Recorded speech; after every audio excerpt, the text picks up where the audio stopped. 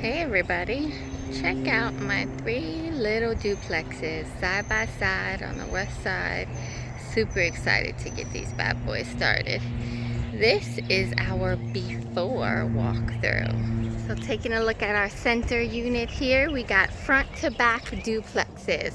So we've got front porches and side porches, and so making our way in, you can see the condition. We walk into a main living room here. The only thing I am keeping in this house, other than some framing and foundation, are these beautiful original hardwoods. So that's the plan. Salvage the hardwoods wherever I can get them. So this is the 1 bedroom, the unit now, and then the kitchen and dining and bathroom. There you have it. These are small little houses.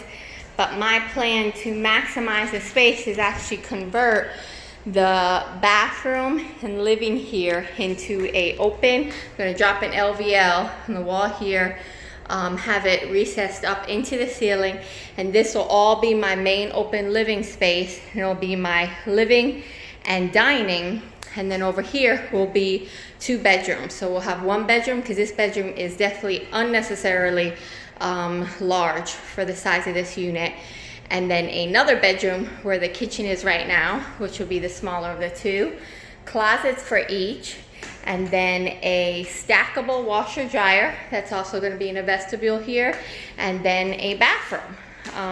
And there you have it. That's going to be my new layout.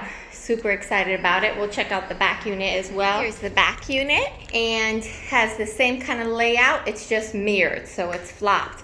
Got the living room here, and then the kitchen's on that side, with the bathroom, dining, kitchen, and then the really large bedroom. You can see somebody was enjoying sleeping in the bedroom maybe after the last tenant moved out.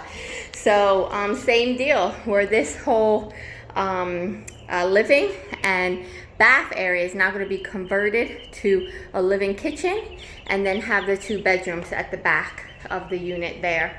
I am super excited about these. I spent an incredible amount of time figuring out all the framing by accessing the attic through this little scuttle hole here during my due diligence, in order to determine where all of the load-bearing walls were in the ceilings here, so that I could minimize the reframe as much as possible. So there's going to be 1 load-bearing wall that's opened up, and that's this one, where the LVL is going to be recessed into the ceiling.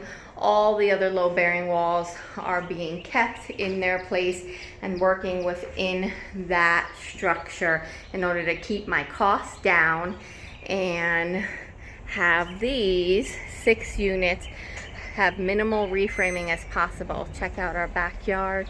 We've got a lot of great space we're working with. Who knows, maybe potential ADUs in the future.